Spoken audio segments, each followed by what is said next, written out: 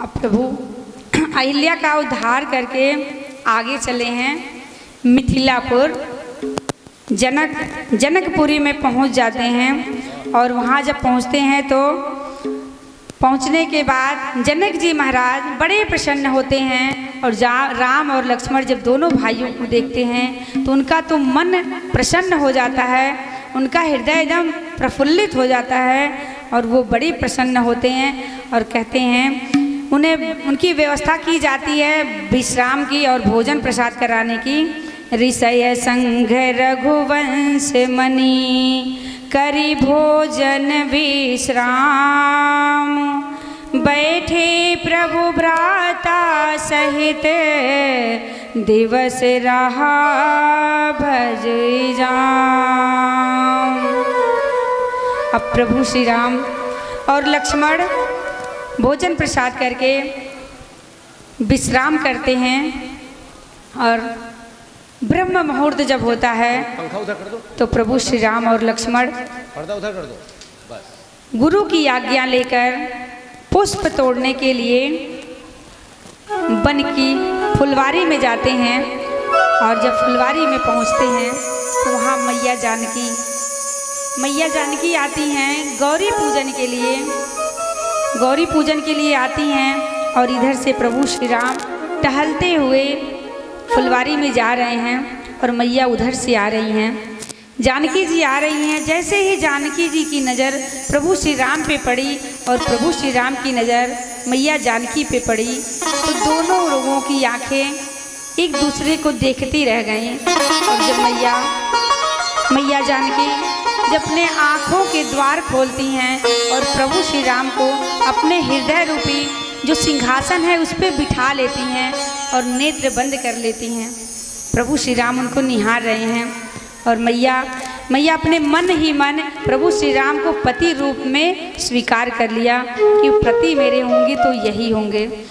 और मैया सारी सखियां देखती हैं, बहुत टाइम बीत गया तो सखियां कहती हैं कि मैया घर भी चलना है, अब चलिए वापस।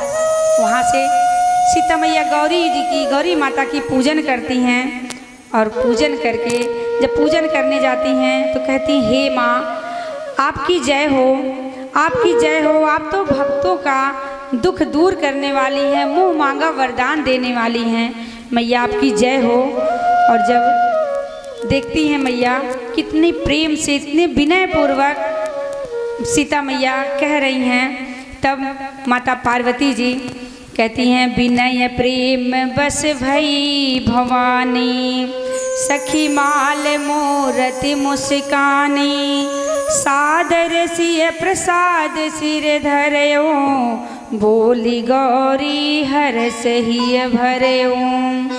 माता सीता जब विनय पूर्वक मैया को प्रेम से देखती हैं और उनसे विनती करती हैं तब पार्वती जी मैया के गले से पुष्पों का हार गिर जाता है और सीता मैया उसे अपने गले में धारण कर लेती हैं, प्रसाद स्वरूप स्वीकार करती हैं।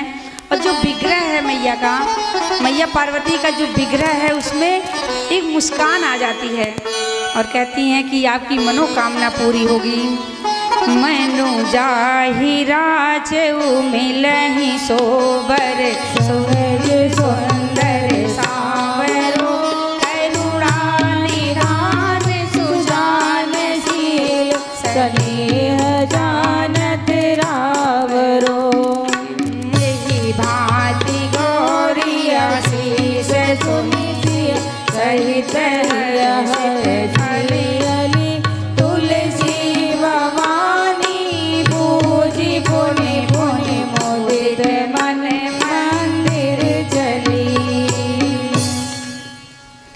मैया ने आशीर्वाद दिया कि आपकी पूरी सारी मनोकामना पूरी होगी।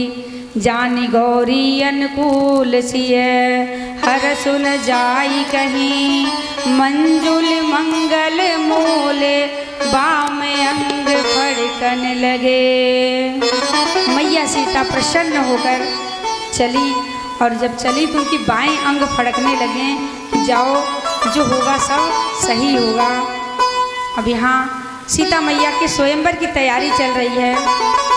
कहते हैं कि महल में स्वयंवर की तैयारी चलती है। जब प्रभु श्री राम आते हैं अपने गुरु जी के पास, तो गुरु जी को प्रणाम करते हैं और पुष्प देते हैं। गुरु जी पुष्प लेकर पूजन करते हैं और दोनों भाइयों को खूब आशीर्वाद देते हैं। और जब महल में तैयारी स्वयंवर की हो रही है, तो बहुत दूर दूर से योद्धा आए हैं, बड़े बड़े वीर योद्धा आए हैं। यहाँ तक कि स्वर्ग लोक से देवता भी वेश बनाकर, वेश धारण करके आ गए हैं सीता जी का स्वयंवर देखने। सीता मैया के स्वयंवर में आते हैं, सभी लोग बैठे हैं, बीच में धनुष रखा गया। शर्त यही है कि जो इस धनुष को उठाकर तोड़ेगा, सीता का स्वयंवर उसी के साथ होगा। जहाँ जनक ने रचा स्वयंवर, जग जननी सीता का, रखा शर्त यही, जो शिव धनुष को उठाएगा, पड़ेगी वरमाला उसी के गले में और वैदेही को। शर्त रखा गया कि जो इस धनुष को तोड़ेगा, वरमाला उसी के गले में पड़ेगी। अब बड़े बड़े वीर योद्धा बैठे हैं, सब जा जाके धनुष को उठाते हैं। धनुष को उठाना तो बहुत दूर है, उसे हिला तक नहीं पा रहे हैं। एक जाए आके वो भी लज्जित होके बैठ जाए, फिर दूसरा वीर योद्धा जाए उस धनुष को हिलाए, पर किसी से धनुष हिला तक नहीं। अब क्या हो, एक बार में तो कई कई वीर योद्धा गए, धनुष को हिलाने लगे, पर वो धनुष टस से मस तक नहीं हुआ। अब महाराज जनक जी को बहुत दुखी हुए। महाराज जनक जी कहते हैं, लगता है इस पृथ्वी पर कोई सूरवीर बचा नहीं है जो इस धनुष को उठा सके। बड़े व्याकुल हो रहे हैं, कह रहे हैं इस धरती पे कोई सूरवीर है ही नहीं जो इस धनुष को उठा सके। तब इस अपमानजनित बात को सुनकर वीर योद्धा लक्ष्मण जी खड़े हो जाते हैं और कहते हैं, बड़ी क्रोध में खड़े होकर करते हैं, कहते हैं, ललकारते हुए कहते हैं, महाराज जनक, क्या आप बोल रहे हैं? बिना सोचे विचारे बोल देते हैं कुछ भी। क्या ये धरती सूरवीरों से खाली हो गई है? ये धरती ना कभी सूरवीरों से खाली हुई थी, ना कभी होगी, और ये कभी भी सूरवीरों से खाली नहीं होगी। ये धरती सूरवीरों से खाली नहीं हो सकती। यहाँ तक कि मेरे प्रभु श्री राम जहाँ हो, वहाँ ऐसी बात कोई बोल नहीं सकता। और लक्ष्मण जी कहते हैं कि अगर कहो तो मैं अभी ये धनुष क्या है, इस पूरी पृथ्वी को अपने हाथ में गेंद की तरह लेकर मैं घुमा सकता हूँ, अगर मेरे भैया की आज्ञा हो जाए। अब प्रभु श्री राम जब देखते हैं कि लक्ष्मण जी बड़े क्रोध में हैं, तो इशारा करते हैं कि लक्ष्मण बैठ जा, नहीं तो सब काम खराब हो जाएगा। तब लक्ष्मण जी बैठते हैं। अब श्री राम जी गुरु का आदेश लेकर, गुरु की आज्ञा लेकर प्रभु श्री राम जी जाते हैं धनुष के पास, धनुष को प्रणाम करते हैं। प्रणाम करके सभी को प्रणाम करें हैं मन ही मन। और कब उन्होंने धनुष को उठाया और कब डोर पे चढ़ाई और कब खींचा, कब डोर खींची, किसी ने नहीं देखा। लेते चढ़ावत खेचत गाढ़े, काहू न लखा देखे सब उधारे।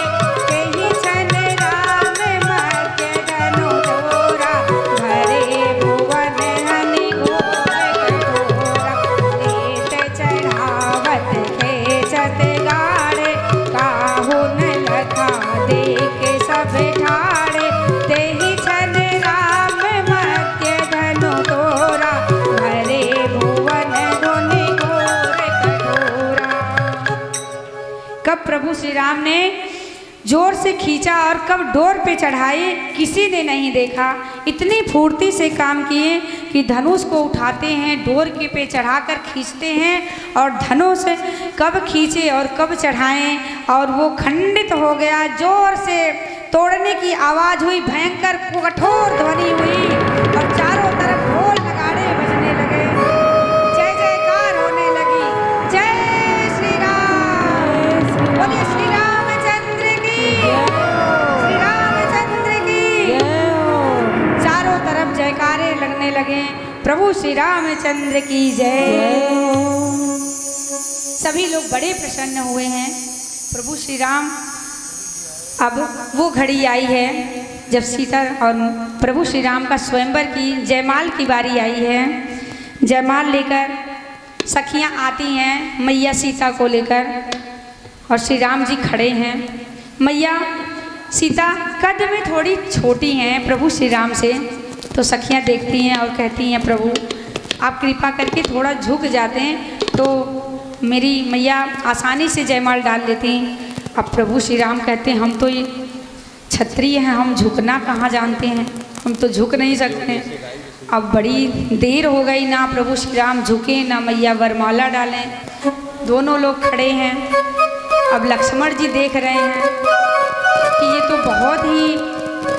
सखियां गई लक्ष्मण जी के पास, पहले तो गुरु जी के पास जाती हैं, कहती हैं गुरुदेव जी कुछ करिए ताकि वरमाल पड़े। गुरु जी कहते हैं देखो ये बच्चों का खेल है, इसमें हम कुछ भी नहीं कर सकते। लक्ष्मण के पास जाती हैं तो लक्ष्मण जी से कहती हैं कि आप ही कुछ कर सकते हैं। और लक्ष्मण जी जाते हैं, कहते हैं भैया की जय हो। प्रभु श्री राम को लगा कि ये हमारे विवाह देखकर बड़े प्रसन्न हैं और आके दंडवत कर रहे हैं।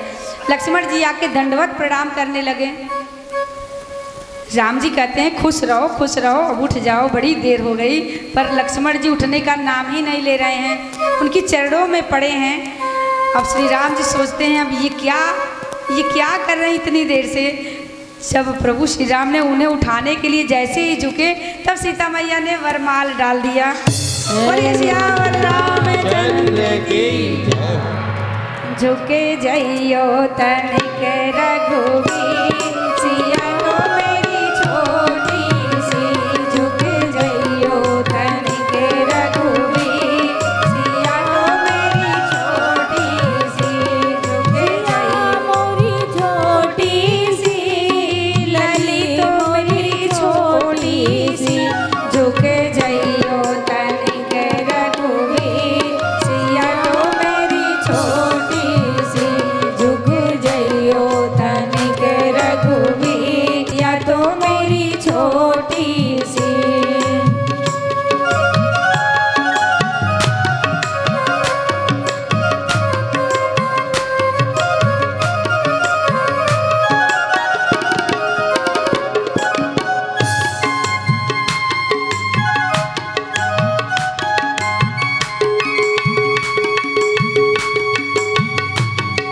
देखिए अवधपुरी में खुशी चाहिए, आप लोग को खड़े होकर थोड़ा झूम के उठ जाइए, उठ जाइए, उठ जाइए, उठ जाइए।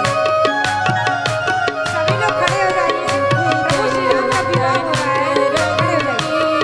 सिया तो छोटी सी झुक जइयो तनिक रघुवीर, सिया तो मेरी छोटी सी।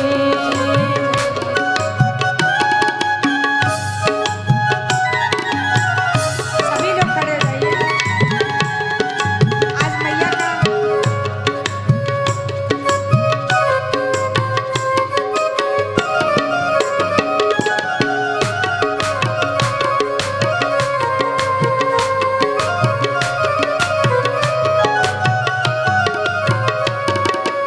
जयमाला लिए कब से ढाड़ी, जयमाला लिए कब से ढाड़ी, पहनी है नौ रंगिया साड़ी, पहनी है नौ रंगिया साड़ी, अब दुखन लागे शरीर, सिया तो मोरी छोटी सी, अब दुखन लागे शरीर, सिया तो मोरी छोटी सी, झुक जइयो तनिक रघुवीर, सिया तो मोरी छोटी सी, झुक जइयो तनिक रघुवीर, सिया तो मेरी छोटी सी।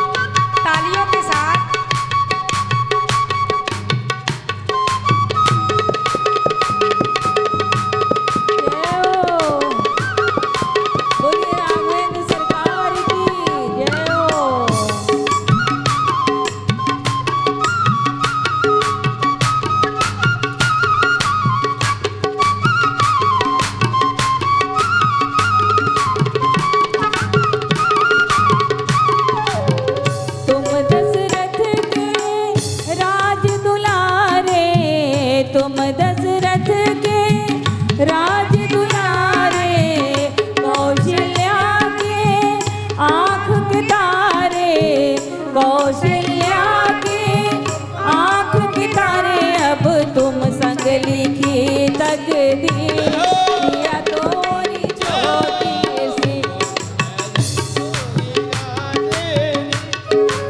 जय हो। सभी लोग आनंदित होकर प्रभु श्री राम के विवाह में शामिल हो जाएं। रुक जाइयो तनिक रघुवीर, सिया तो मेरी छोटी सी। रुक जाइयो तनिक रघुवीर, सिया तो मेरी छोटी सी। मेरे राम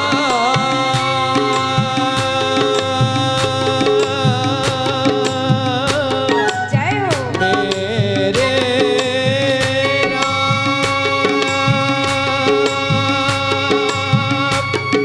मेरे राम,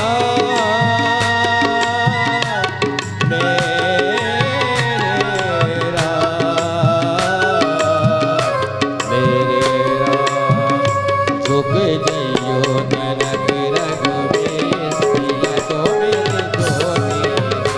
झुक जइयो ननक रघुवीर, सिया तो मेरी छोटी सी। झुक जइयो ननक रघुवीर, सिया तो मेरी छोटी सी।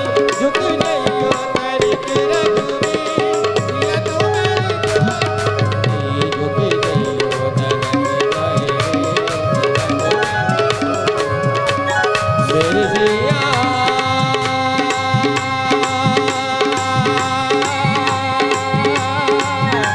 मेरे राम, मेरे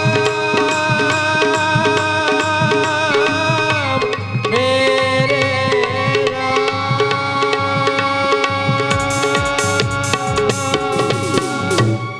बोलिए जय श्री राम। सीता मैया और श्री राम जी का जयमाल होता है। सभी लोग बड़े आनंदित होते हैं। अब क्या होता है, 2-4 दिन बीतता है तो महाराज दशरथ जी के पास संदेशा भिजवाया जाता है कि बारात लेकर आएं और एक साथ सबका विवाह हो। अब यहाँ अयोध्या जी में तो खूब धूमधाम से बारात सज रही है और दशरथ जी महाराज जब सुनते हैं कि बारात लेकर जाना है तो बड़े आनंदित होकर वहाँ से बारात लेकर चलते हैं। वहाँ से हाथी घोड़े ढोल नगाड़े बजाते हुए लक्ष्मण तो साथ ही में है, भरत शत्रुघ्न और दशरथ जी महाराज बारात लेकर आते हैं। और क्या होता है कि चारों भाइयों का एक साथ विवाह कराने की योजना बनती है कि राम लक्ष्मण और भरत शत्रुघ्न का एक साथ विवाह हो। और जब चारों भाई दूल्हा बने हैं तो क्या दृश्य है, एक साथ 4 दुल्हन और एक साथ 4 दूल्हा। श्री राम को जब देख रही हैं सखियाँ तो मनमोहक प्रभु श्री राम को देखकर इतनी आनंदित हो रही हैं कि उनकी नज़रें हटते ही नहीं है प्रभु श्री राम के ऊपर से। सभी लोग देख रही हैं। अब शादी होने जा रही है। मंडप में जब बारात आई है तो सखियाँ देखते हुए गाने लगी, गीत गाती हैं। क्या गाती हैं सखियाँ? कहती हैं सभी लोग खड़े हो जाएं। ये आनंद बड़ा दुर्लभ है, बड़े भाग्य से ये मौका मिला हुआ है। आज मिथिला नगरिया निहाल सखिया, आज मिथिला नगरिया निहाल सखिया, चारों दुल्हा में बड़का कमाल सखिया, चारों दुल्हा में बड़का कमाल सखिया। आज मिथिला नगरिया निहाल सखिया, आज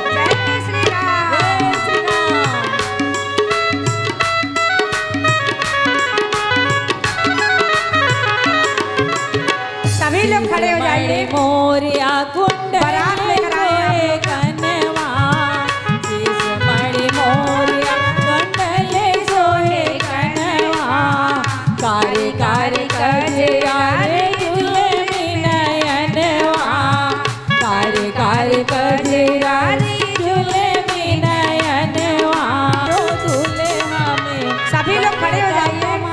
देखिए आज भगवान राम का विवाह आज देखिए और बाराती सभी कौन लोग कौन खड़े हो बारातियों की तरफ जाएंगे। से आया, पहले हाथ आप उठाइए। सभी खड़े होंगे, बड़ा आनंद आएगा। उठ जाइए, घर में रोज बैठना है, उठ जाइए। बाराती की तरफ बड़ा से कौन कौन सौभाग्य। आया है, हाथ उठाइए। आप सभी लोग बाराती की तरफ से आए हैं तो थोड़ा धूमधाम से नाच तो दिखाइए। बोले जय श्री राम। जय श्री राम। चारों दुल्हा में बड़का कमाल सखिया, चारों दुल्हा में बड़का कमाल सखिया। आज मिथिला नगरिया निहाल सखिया, आज मिथिला नगरिया निहाल सखिया। चारों दुल्हा में बड़का कमाल सखिया, चारों दुल्हा में बड़का कमाल सखिया।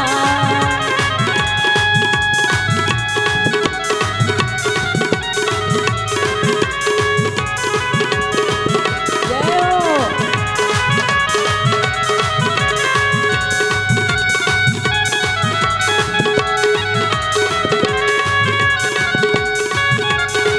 जय हो।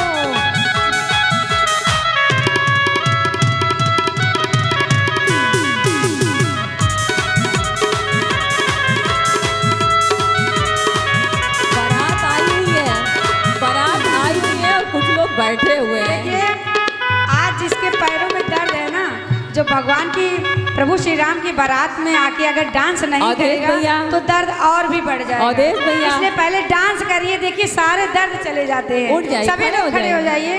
दादाजी, चाचा जी, सभी लोग खड़े हो जाइए और कुर्सी प्रभु छोड़ श्री राम दीजिए। की बारात में थोड़ा थोड़ा सेवा करिए। गगन मगन मगन आज मगन धरतिया, गगन मगन आज मगन धरतिया। देखी देखी दुल्हा जी के सांवरी सुरतिया, देखी देखी दुल्हा जी के सांवरी सुरतिया। बाले ब्रज नर नारी सबके हाल सखिया, जय हो। बाले ब्रज नर नारी सबके हाल सखिया। जय हो। चारों दुल्हा में बड़का कमाल सखिया, चारों दुल्हा में बड़का कमाल सखिया। आज मिथिला नगरिया हाल सखिया, आज मिथिला नगरिया निहाल सखिया। चारों दुल्हा में बड़का कमाल सखिया, चारों दुल्हा में बड़का कमाल सखिया। एकरा लागे जोगी मुनि जप तप कइले, जेकरा लागे जोगी मुनि जप तप कइले। तो मिथिला में पावन बने आइले, तो मोर मिथिला में पावन बने आइले। आज लोढ़ा से सिकाई इनके गाल सखिया, आज लोढ़ा से सिखाई इनके गाल सखिया। चारों दुल्हा में बड़का कमाल सखिया, चारों दुल्हा में बड़का कमाल सखिया, चारों दुल्हा में बड़का कमाल सखिया, चारों दुल्हा में बड़का कमाल सखिया। बोलिए सियावर रामचंद्र की। चारों भाइयों का एक साथ विवाह संपन्न हुआ। अब वो घड़ी आई है हेलो। जब मैया की विदाई की बेला आती है। जब विवाह होता है तो बेटी की माँ और बेटे की पिताजी कितने प्रसन्न होते हैं, आनंदित हो उठते हैं कि मेरी पुत्री का विवाह है।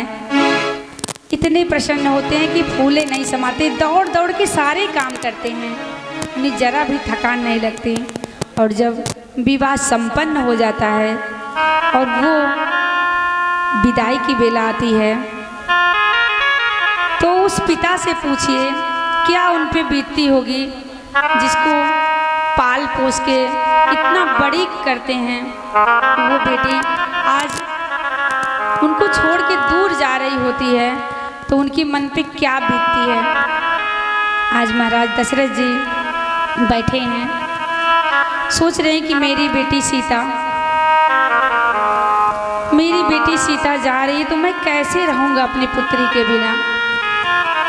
जब विदाई की बेला आती है ना तो साधारण लोग जब बेटी विदा करते हैं तो उनका कलेजा फट जाता है, पर आज तो सीता जैसी पुत्री को महाराज दशरथ जी जब विदा करने लगे तो उनकी आंखों में इतने आंसू भर गए जैसे एक मछली पानी के बिना तड़पती है।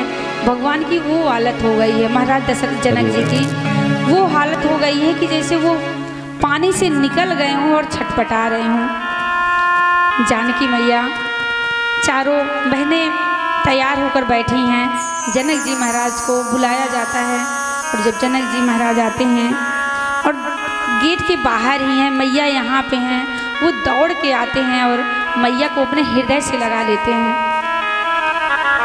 खूब रोते हैं, फूट फूट कर रोते हैं। चारों बहनें रोती हैं। इतनी ही बुरी हालत महाराज जनक जी की हुई है और मैया सीता की मैया जो हैं इतनी व्याकुल हैं। सीता जी कहती हैं, माँ आप तो हमेशा कहा करती थी कि बेटी मैं तुम्हें अपने से दूर कभी नहीं करूँगी। माँ क्या आप मेरे बिना रह पाएंगी? क्या आप मेरे बिना रह सकती हैं? आप तो कहती थी मैं विदा नहीं करूँगी, मैं भेजूँगी नहीं, अपने से दूर नहीं करूँगी। माँ क्या मेरे बिना आप रह पाएंगी? माँ लगती है रोने, सीता को गले से लगाकर लिपट जाती हैं, इतनी रोती हैं। कहती हैं बेटी ये तो दुनिया की रीत है कि बेटी पराई होती है, उसे एक न एक दिन तो पराए घर जाना ही होता है। बेटी ये तो दुनिया की रीत है, विदा तो करना ही है। आज महाराज जैसे पशु, महाराज इतने व्याकुल हैं जनक जी, और यहाँ पशु पक्षियों की ऐसी हालत हुई है कि पशु पक्षियाँ भी यही सोचती हैं कि हम सीता के साथ जाएं, हम यहाँ नहीं रहेंगे, हम सीता के साथ जाएंगे। इस तरह व्याकुल हो रही हैं। और सोचिए उस पिता उस माता की क्या हालत हो रही होगी जब सीता जी विदा हो रही हैं। सभी लोग एक पशु पक्षी ऐसे विकल हो रहे हैं, तो उस माता और पिता की क्या हालत हो रही है। बेटी जब विदा हो रही हैं तो हर पिता की यही दुआ होती है, यही वो कामना करते हैं कि मेरी बेटी जहाँ भी रहे, सुखी रहे, कहीं भी रहे, वो सदा आनंदित प्रसन्न रहे। कहते सीता जैसी बेटी अगर विदा होने लगे, हम साधारण बेटियां हैं और जब हमारे माता पिता विदा करते हैं तो कलेजे पे पत्थर रखकर विदा करते हैं। कलेजे के टुकड़े को अपने जब भेजते हैं ना तो उन्हें बहुत तकलीफ होती है, वो व्याकुल होने लगते हैं। और एक पिता की यही दुआ रहती है कि बेटी तू जहाँ रहे बस सुखी रहे। कहते हैं बाबुल की दुआएं लेती जा तुझको सुखी संसार मिले। मैं के की कभी ना याद आए, ससुराल में इतना प्यार मिले। बाबुल की दुआएं लेती जा तुझको सुखी संसार मिले। बाबुल की दुआएं लेती जा तुझको सुखी संसार मिले। मैं की कभी ना याद आए, ससुराल में इतना प्यार मिले, मैं के जी कभी ना याद आए। ससुराल में इतना प्यार मिले, बाबुल की दुआएं लेती जा।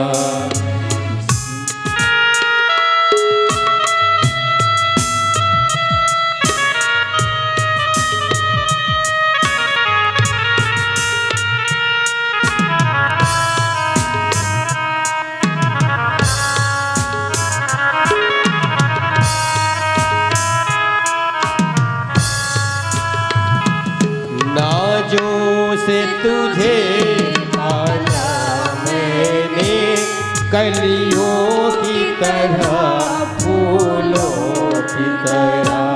ओ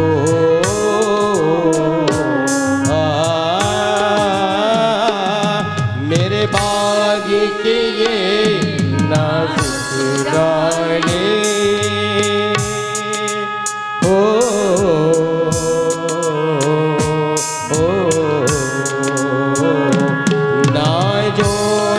तुझे पाला मैंने, कलियों की तरह फूलों की तरह। मेरे बाग की ये नाजुक डाली, तुझे हर पल नई बहार मिले, बाबुल की दुआएं लेती जा। जा तुझको सुखी संसार मिले, मैं की कभी ना याद आए। ससुराल में इतना प्यार मिले, बाबुल की दुआएं लेते जा।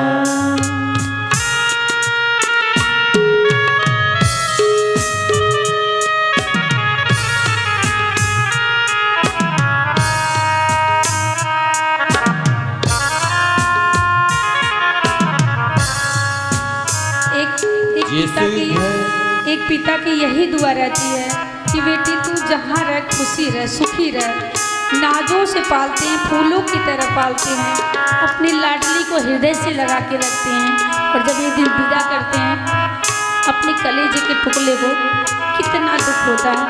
आज एक मछली की तरह महाराज जनक जी छटपटा रहे हैं और बार बार यही दुआ दे रहे हैं कि तू जहाँ भी रह, तू वहाँ सुखी रहे और तुझे मैके की कभी याद ना आए। जिस घर से बंधे हैं भाग तेरे, उस घर में सदा तेरा राज रहे।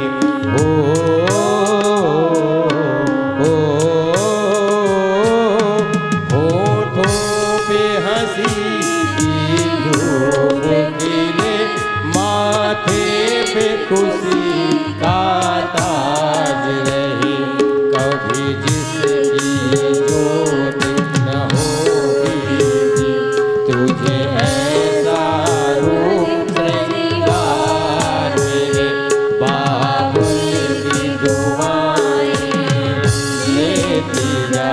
जा तुझको सुखी संसार मिले, मैं किसी कभी ना याद आए। ससुराल में इतना प्यार मिले, बाबुल की दुआएं लेती जा।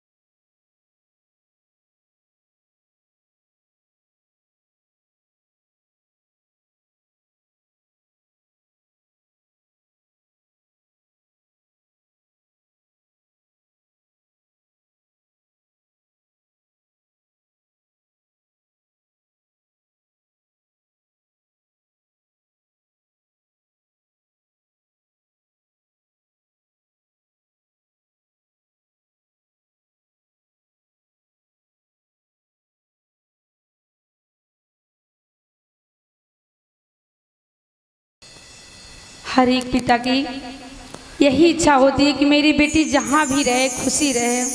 आज महाराज जनक जी जब विदा करते हैं सीता मैया चारों पुत्रियों को एक साथ विदा करते हैं तो खूब आशीर्वाद देते हैं। कहते हैं बेटी तू जहाँ रहना बस सुखी रहना और उस द्वार से भी दुख दूर रहे।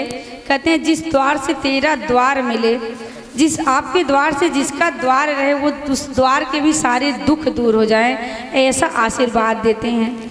एक पिता अपनी पुत्री से कितना प्रेम करते हैं ये तो बता ही नहीं सकता कोई। उनके हृदय में कितनी करुणा, कितनी दया, कितनी ममता होती है। लोग कहते हैं पिता बहुत कठोर होते हैं क्योंकि वो अपने आंसू पी जाते हैं, दिखाते नहीं हैं। माँ तो अपने आंसू दिखा देती हैं। तो सब लोग कहते हैं माँ बहुत प्रेम करती है, पर पिता इतना प्रेम करते हैं अपनी बेटी से क्योंकि वो उनके हृदय का एक टुकड़ा है, समझ लो। आज महाराज जनक जी विदा करते हैं, बारात वापस जाती है अयोध्या नगरी और वहाँ जब पहुँचती है तो वहाँ की नगरवासी देखकर बड़े आनंदित होते हैं। वहाँ तो आनंद ही आनंद हो गया क्योंकि एक साथ चार बहुएं आई हैं और चारों बहुओं को देखकर सभी लोग बड़े प्रसन्न हैं। सारी सखियाँ आती हैं देखने और जब सीता मैया को देखती हैं तो जैसे एकदम मग्न मुग्ध हो जाती हैं। उनकी आंखें बार बार लालायित रहती हैं कि मैं बस सीता को देखती जाऊं। और वो डोली में बैठी हैं तो डोली से पर्दे उठाकर बार बार निहार रही हैं, कभी ढकती कभी निहारती। उनकी इच्छा रहती कि मैं सीता मैया को देखती रह जाऊं। और तीनों मैया कौशल्या और सुमित्रा मैया, तीनों मैया कैकेयी मैया बड़ी आनंदित होती हैं, बार बार आरती उतारती हैं। एक बार उतारती हैं फिर थाल सजा कर लाती हैं और आरती उतारती हैं। बड़ी प्रसन्न हैं क्योंकि चार बहुएं आई हैं।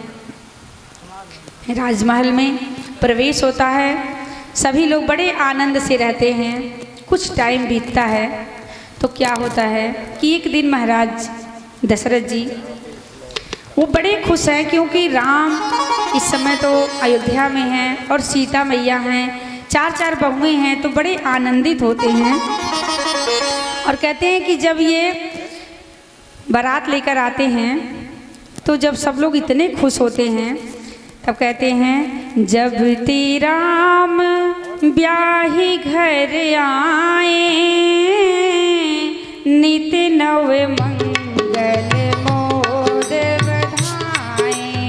राम सिया राम जय जय राम, राम सिया राम जय जय राम। भुवन चारि दस भूधर भारी, सुकृत में गगन सही सुख भारी। राम सिया राम जय जय राम, राम सिया राम जय जय राम। जब से ब्याह करके आए हैं तो चारों तरफ आनंद ही आनंद है, सब बड़े प्रसन्न हैं। सभी लोग जैसे मानो खुशी की बरसात हो रही हो, इतने प्रसन्न हैं। अब एक दिन कुछ टाइम बीतता है तो महाराज दशरथ जी बैठे हैं तो विचार कर रहे हैं। एक आईना रखा है, उसे उठाकर देखते हैं अपने चेहरे को और अपने बाल को संवारते हैं। तो बाल जब संवारते हैं तो देखते हैं कि आगे के जो बाल हैं कान के बगल के वो सफ़ेद हो चुके हैं, पक गए हैं। ये मानो बाल संकेत कर रहे हैं कि अब बुढ़ापा आ गया है, अब हमें इस मोह माया, ये जो जंजाल है, इसको छोड़कर भगवान का भजन करते हुए जो समय भी बचा है वो भजन करते हुए बीते। महाराज जनक जी जब देखते हैं कि ये बाल पक गए हैं, बुढ़ापा आ गया है। देखिए जब एक बच्चा माँ की गर्भ में होता है तो भगवान से बार बार प्रार्थना करता है कि हे प्रभु मैं आपको कभी भूलूं नहीं, मैं हमेशा आपको याद रखूं। पर प्रभु कहते हैं कि तो ठीक है याद रखना, पर बच्चा कहता देखिए अगर मैं भूल गया तो आप हमें याद दिला दीजिएगा। भगवान कहते हैं ठीक है। तो सबसे पहला संकेत भेजते हैं कि सबसे पहले कान के बगल के बाल पक जाते हैं। पर इंसान क्या करता है, उस बालों में डाई लगा लेता है क्योंकि वो फिर से काले हो जाए। और डाई लगाकर छुपा लेता, अभी तो हम जवान हैं। अब भगवान क्या करते हैं, दूसरा संकेत भेजते हैं कि कमर में दर्द आ जाता है और कमर टेढ़ी हो जाती है। उसके बाद भी लोग कहते हैं कि हम एक्सरसाइज करेंगे, दौड़ेंगे, दवा कराएंगे, हमारी कमर सीधी हो जाए। सब कुछ करते हैं पर ये विचार नहीं करते कि ये भगवान हमें संकेत दे रहे हैं कि बुढ़ापा आ गया है। फिर भी लोग नहीं मानते, अपने आप को जवान समझते हैं। फिर तीसरा संकेत भेजते हैं कि उनके दांत, जो मुख के दांत होते, सारे दांत निकल जाते हैं। फिर क्या करते हैं इंसान, बत्तीसी लगवा लेते हैं कि अभी तो हम जवान हैं, अभी बुढ़ापा कहाँ आया है। अब बताइए कितनी बार भगवान बताते हैं पर मनुष्य भूल ही जाता है भगवान को, बस इसी काम वासना में, मोह माया में फंसा रहता है। आज जब महाराज जी को लगा कि अब मेरा तो बुढ़ापा आ गया है, अब मैं भगवान का भजन करते हुए अपने जो बचे कुचे दिन हैं वो व्यतीत करूं, तब गुरु जी के पास जाते हैं। और जब गुरु जी के पास जाते हैं तो उनसे कहते हैं, गुरुदेव देखिए मेरा बुढ़ापा आ गया है, अब मैं चाहता हूं कि जो भी समय बचा है वो मेरा भगवान के भजन में लगे। तो हमको भी सभी से प्रार्थना है कि जब बुढ़ापा आने लगे, बाल पकने लगे, तो ये समझ जाइए कि अब वो समय आ गया कि अब हम भजन करें। देखिए भजन करने का, बुढ़ापा का इंतज़ार कभी ना करें।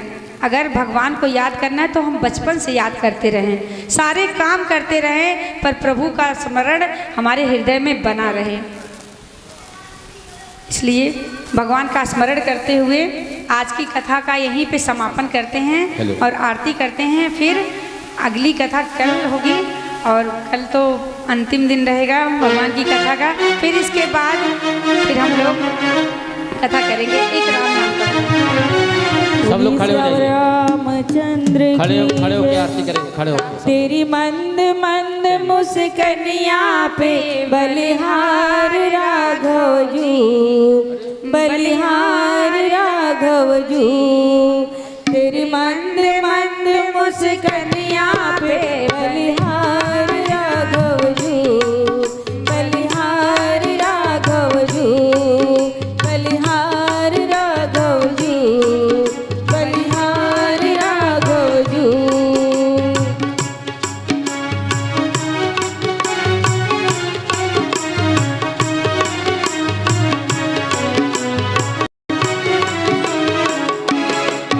तेरे बाल बड़े घुंघराले, बादल हो काले काले। तेरे बाल बड़े घुंघराले, बादल हो काले काले।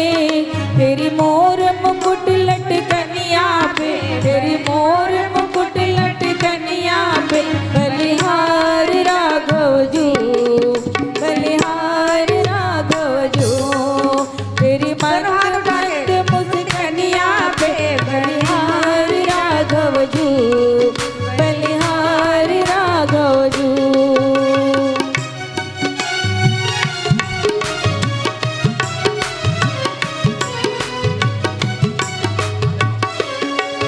तेरे नैन बड़े कजरारे, लगते हैं प्यारे प्यारे। तेरे नैन बड़े कजरारे, लगते हैं प्यारे प्यारे। तेरी तिरछी सी चितवनिया पे, तेरी तिरछी सी चितवनिया पे बलिहार राघव जू, बलिहार राघव जू। तेरी मंद मंद मुस्कनिया पे बलिहार राघव जू, बलिहार राघव जू, बलिहार राघव जू, बलिहार राघव जू। बोली राघवेंद्र सरकार की जय। सभी लोग खड़े हो जाइए, आरती करते हैं अभी सभी बैठ लोग जाइए, मिलके। अभी रुक जाइए थोड़ा। आज के आनंद की जय हो। विश्वविख्यात नेमिसारण धाम तीर्थ में बहुत धन्यवाद बाबू, जरा इसमें बेस कम कर दे क्योंकि मेरे गले में बेस ज़्यादा है जी। ट्रेवल बढ़ा दे। जगदीश मुस्कुराते रहा करो, वेरी नाइस। बोलिए राजा रामचंद्र भगवान की जय हो। ये वैसे बीच में आकर उद्घोष करना, प्रवचन देना, थोड़ा समय का अतिरेक हो रहा है। आरती प्रज्वलित हो गई है। यदाश्री मंचासीन हैं। संगीतकार बंधुजन का आज मुझे नज़दीक से श्रवण करने का मौका मिला। बहुत अच्छा बजा रहे हैं आप। अभी आपने यदाश्री बहन जी के भाव से भगवान राघवेंद्र सरकार के वैवाहिक प्रसंग, फिर बेटी के विदाई का प्रसंग श्रवण किया और सबने खूब खूब नृत्य भी किया है। तो मुझे लगता है कि अब अस्पताल खाली पड़े रहेंगे, क्योंकि अब दर्द तो होगा नहीं। तो ये अच्छी बात है। देखिए, जाकी रही भावना जैसी, प्रभु मूर्ति देखी तिन तैसी। बहन बड़ा सुंदर भाव प्रकट कर रही थी आप, बड़ा आनंद आ रहा था। भगवान आपके मुखारविंद से खूब राम कथा का यशगान देश भर में कराए। मेरा मन बड़ा आनंदित हो रहा था। एक चैप्टर लेता हूँ, 2-4 मिनट लगेंगे, आरती दोबारा प्रज्वलित हो जाएगी और आपके संज्ञान में ये बात रहेगी तो आपको भी सोचकर खूब आनंद आएगा। माँ जानकी जी जब वरमाला लेकर खड़ी थी और प्रभु श्री राम खड़े थे, तो यदाश्री बहन कह रही थी कि भगवान राम सोच रहे थे कि क्या हो, कैसे हो, वरमाला गले में डलनी चाहिए, नियम है। जानकी भी थोड़ा हाइट का इशू था, छोटी थी। इन बहन जी ने बड़ा सुंदर भजन भी गा दिया, झुक जइयो जरा रघुवीर, लली मेरी छोटी है। सखियां निवेदन कर रही हैं। अच्छा यदाश्री बहन, एक और कल्पना देता हूं आपको। जिस समय वरमाला जानकी मैया के हाथ में था और प्रभु श्री राम धनुष भंग करके खड़े हैं, तो लक्ष्मण से आंखों आंखों में इशारा करके उन्होंने एक बहुत छोटा सा निवेदन किया कि लक्ष्मण, मुझे मालूम है कि तू शेषावतार है, तू चाहे, गोस्वामी जी ने लिखा भी, कंदुक इव ब्रह्मांड उठामहूं, मैं गेंद की तरीके से अगर मेरे भाई राम आज्ञा कर दें तो इस पृथ्वी को ही उठा दूं। आप जनक जी धनुष उठाने की बात कर रहे हैं। जब वो ये घटना उस समय की है जब जनक जी रोने बिलखने लगे थे और सबको निवेदन करने लगे थे कि आप अब अपने अपने घर लौट जाइए, क्योंकि विधाता ने जानकी का विवाह लिखा ही नहीं है। तो उस समय लक्ष्मण का वो रोष यथार्थ था, इसलिए था कि आप जानते हैं कि लक्ष्मण शेषावतार है, उन्हीं के माथे पे पृथ्वी विराजमान है और उस पृथ्वी पर ये पूरा संसार, और संसार के अंदर एक शहर या गांव का नाम जिसका नाम जनकपुर है, उस जनकपुर के राजा जनक जी। यद्यपि एक और आपको बता दूं, जनक जी परम विद्वान है। जनक जी कोई मामूली व्यक्तित्व नहीं है। जनक जी से हमारे आदरणीय व्यासनंदन सुखदेव जी ने बहन जी ज्ञान प्राप्त किया है, आत्मबोध, आत्मचिंतन प्राप्त किया था। एक समय वो आया था। ऐसे जनक जी लिखान विधि वैदेही विभाऊ। तो ये निवेदन किया जब जनक जी ने, तो केवल वो भाव था कि राम जी को कुछ लग जाए और ये खड़े होकर यज्ञ के उस महाधनुष को तोड़ें। ये महाधनुष था तो शंकर जी का, इसलिए पहले शिव जी को प्रणाम किया। प्रणाम करते ही पार्वती जी की ओर देखकर शिव जी ने पूछा क्या करना है? बोले परमिशन ग्रांटेड करो, क्योंकि परमिशन नहीं दोगे तो ये टूटेगा नहीं। इसीलिए बोले हम तो परमिशन नहीं देंगे, क्योंकि हमको इस धनुष से बड़ा प्यार है। तो पहले आपने जो भाव प्रकट किया कि वो माँ पार्वती के अंबा पूजन में जो खसी माल मूर्ति मुस्कानी, माँ की मूर्ति से माला टूटी, जानकी जी ने गले में धारण कर ली, पुष्प गिरा, उसे स्वीकार कर लिया। ये परमिशन ग्रांटिंग थी कि माँ ने कहा कि शिव जी की ही परमिशन है, मैं उनके आदेश का पालन कर रही हूँ, आपको परमिटेड कर रही हूँ कि आप अपने श्रीमान जी को इंटरनली इन्फॉर्म करो कि वो धनुष तोड़ सकते हैं। एक बात। दूसरी बात, ये डिस्टरबेंस आया क्यों? जानकी जी की सखियों में इतनी ताकत थी कि आजकल जो पैटर्न चला है ना, लड़की को उठा देते हैं, फिर लड़के वाले लड़के को उठा देते हैं, आपने देखा होगा स्टेज पे ये धूम धड़ाम चलता रहता है। ये कोई धूम धड़ाम नई कल्पना नहीं है, उस समय भी होता था। जानकी की सखियां चाहती तो जानकी जी को उठा देती और वरमाला इमीडिएट पड़ जाता, लेकिन दिक्कत थी, आध्यात्मिक दिक्कत थी। वो क्या दिक्कत थी? भगवान श्री राघवेंद्र सरकार की प्रियाजू श्री जानकी माँ ने श्रृंगार पधराया था, षोडश श्रृंगार। चूंकि नवेली दुल्हन बनने जा रही थी तो षोडश श्रृंगार किया था माता जी। उस श्रृंगार में आपने भी देखा होगा, विवाह के समय पर लाख की चूड़ियां पहनाते हैं लड़की को, तो लाख की चूड़ी पहनाते हैं ना। उस लाख की चूड़ी में जो हमारे घर में सामान्य परिवारों में जो चूड़ियां पहनाते हैं यदाश्री, उसमें कांच के टुकड़े लगे रहते हैं कि नहीं? कांच के टुकड़े। लेकिन ये कोई साधारण नहीं है, जनक दुलारी है, इसलिए इनके उसमें हीरे की कणियां लगी हुई थी। उस लाख की चूड़ियों में हीरे की कणियां, जरा आप कल्पना करना। और श्री जानकी जी ने संकोच और शर्म के मारे नजर भर के सामूहिक रूप से नहीं देख सकती, ये मर्यादा है। अगर चकर मकर लड़की करेगी तो समाज में उसका ये होगा कि लड़की बड़ी चालू है, बड़ी चालाक है, चकर मकर कर रही है। इसलिए जानकी के मन में वो संकोच था। उस संकोच ने जानकी जी को ये संकेत किया कि एक बार जी भर के नजर चुराकर राम जी को देख लो और उसके बाद नजरें बंद कर लो। लेकिन ये बात जानकी को पसंद नहीं थी, क्योंकि वो रेगुलर करना चाहती थी वो दर्शन राम जी का। तो उन्होंने उसका माध्यम निकाला कि हम जी भर के लगातार तो देख नहीं सकते, पर हमारी लाख की चूड़ियों में लगे हीरों की कणियों में अगर हम प्रभु का परावर्तित स्वरूप देखना चाहें तो इसे कोई नहीं मना कर सकता। घूंघट भी बना रहेगा और दर्शन भी होता रहेगा।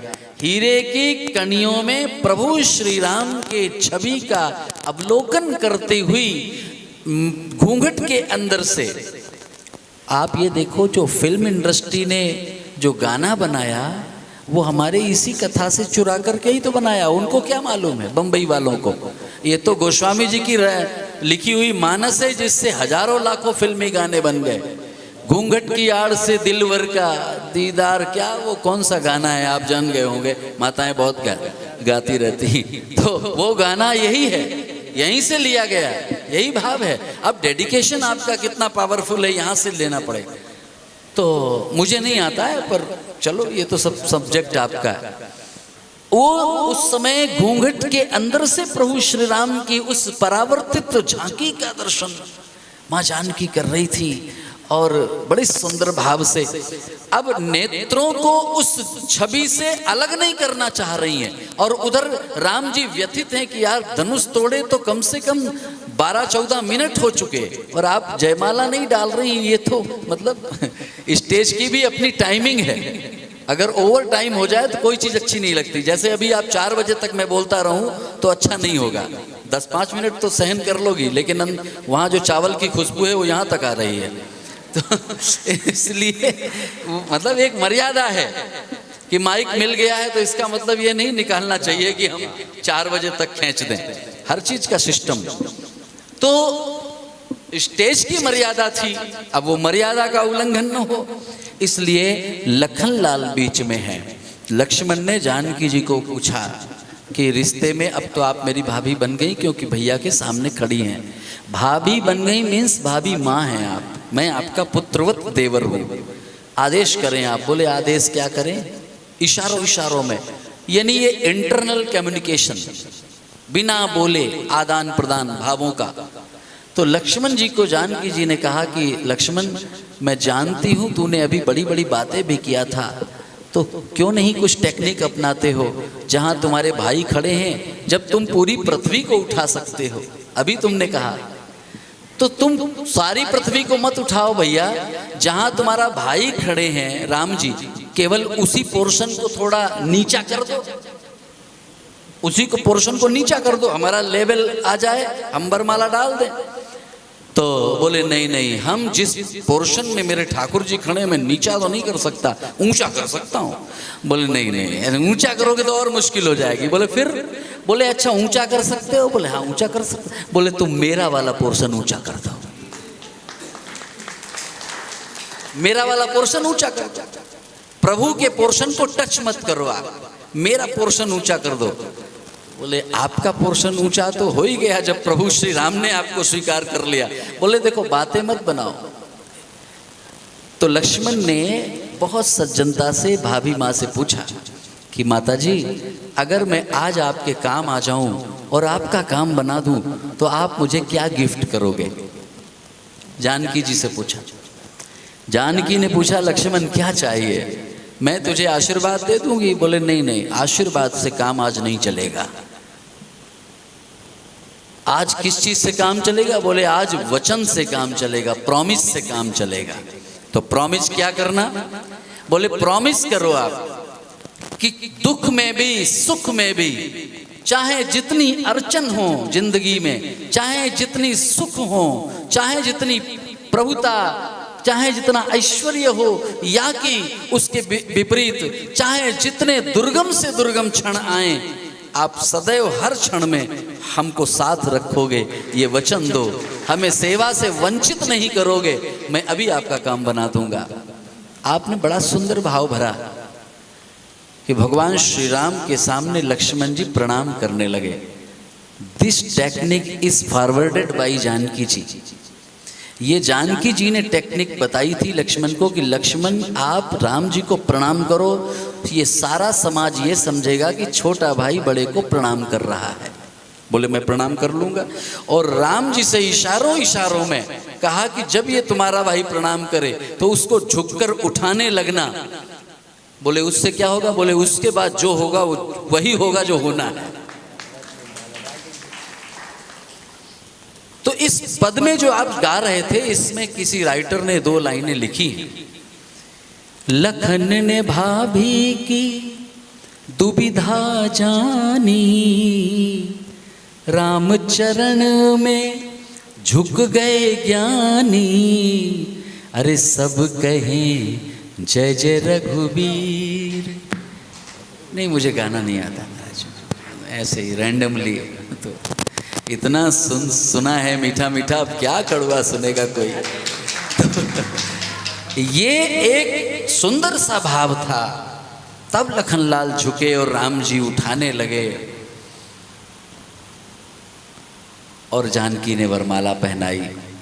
तो ये सब कुछ हमें जीवन में संकेत करता है कि जीवन में अगर झुकना आ जाए, बात समझिएगा, इस पूरी कथा का एक ही लाभ है जीवन का कि झुकना अगर आ जाए तो आपके लिए कुछ भी दुर्लभ नहीं है। क्योंकि किसी शायर ने एक शायरी कही है, आपको सुनाता हूँ। आप बड़े शिष्ट हैं, बड़े ही मीठे हैं। यदाश्री बहन सुनिएगा। झुकता वही है जिसमें जान होती है, झुकता वही है जिसमें जान होती है, और अकड़ तो मुर्दे की पहचान होती। इसलिए विनम्रता जीवन का आभूषण है।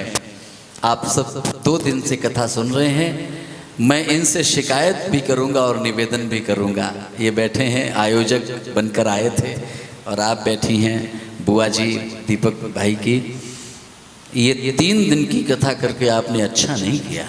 ये कम समय का प्रोग्राम बनाकर आपने अच्छा नहीं किया, बुरा मत मानना। अगली बार यदाश्री बहन को यहाँ 7 दिन के लिए बिठाया जाए और ऐसे ही आनंद खूब सारा लिया जाए, ऐसी शुभकामनाएं करता हूँ और प्रभु से प्रार्थना करता हूँ। आइए 2 मिनट राम जी का नाम लेते हैं, उसके बाद आरती होगी।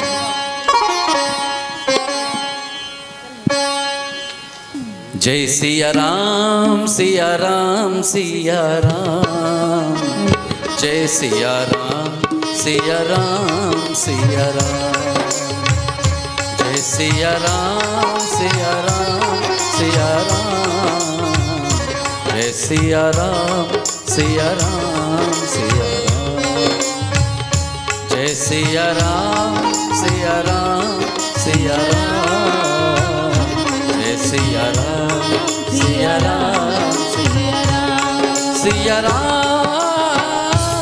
सिया राम सिया राम सिया राम। जय सिया राम सिया राम सिया राम। जय सिया राम सिया राम सिया राम। देखिए आप लोग गा रहे हो, ये बात मुझे पता होनी चाहिए, तो मैं तबले वाले भैया से निवेदन करूंगा कि आप थोड़ा सा इनकी आवाज मुझे सुनाई दे जाए। जय सिया राम सिया राम सिया। गाते हैं, अच्छा गाते हैं। जय जय सिया राम सिया राम सिया राम। क्या बात है, बढ़िया। सिया राम सिया राम सिया राम सिया राम सिया राम सिया राम सिया राम सिया राम। राजा राम राजा राम राजा राम राजा राम राजा राम राजा राम राजा राम राजा राम। हो कौशल्या के प्यारे राम, बोलिए कौशल्या के प्यारे राम, बोलिए ना। हो कौशल्या के प्यारे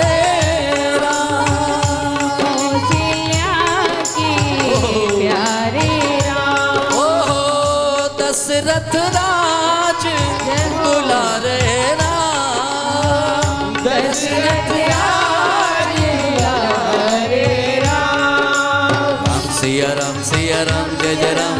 राम सिया राम जय जय राम। राम सिया राम जय जय राम। राम सिया राम जय जय राम। ओ हम सबके हैं प्यारे राम, बोलिए हम सबके प्यारे राम। ओ हम सबके हैं प्यारे राम। हम सबके प्यारे राम। दिल से गाइए। राम सिया राम जय जय राम। राम सिया राम जय जय राम। गाइए। राम सिया राम जय जय राम। राम सिया राम जय जय राम। सिया राम सिया राम सिया राम सिया राम सिया राम सिया राम सिया राम सिया राम। राजा राम राजा राम राजा राम राजा राम राजा राम राजा राम राजा राम राजा राम। राजा राम राजा राम राजा राम राजा राम राजा राम राजा राम राजा राम। सिया राम सिया राम सिया राम सिया राम सिया राम सिया राम सिया राम सिया राम। सिया राम सिया राम सिया राम सिया राम सिया राम सिया राम सिया राम सिया राम। सिया राम सिया राम सिया राम सिया राम सिया राम सिया राम सिया राम सिया राम। सिया राम सिया राम सिया राम सिया राम। बोलिए राजा रामचंद्र भगवान की। जो मौन बैठे हैं उनकी भी जय जय जय श्री सीताराम। जय। आप लोगों ने मुझे सुना, क्योंकि बेसुरे को सुनना बड़ी मेहनत का काम लगता है। तो बहुत बहुत धन्यवाद। यदाश्री बहन, आपको भी बहुत शुभाशीष। फिर कभी कोई अवसर लगा और एक अपने भाव आपके बीच रखूंगा। ये मैंने इसलिए रखा कि जीवन में जहाँ से जो मिल जाए उसे प्राप्त कर लेना चाहिए। ऐसे ही मैं भी प्राप्त करते करते आगे का सफर करता जा रहा हूँ। तो आइए सभी खड़े हो जाएंगे, आरती का लाभ लेंगे। जय श्री राम। तेरी मूर्ति उतारूं मैं रघुवर तेरी आरती। मन में बसा लूं तेरी आरती। उतारो मैं रघुवर तेरी आरती। उतारो मैं रघुवर तेरी आरती। मन में बसा के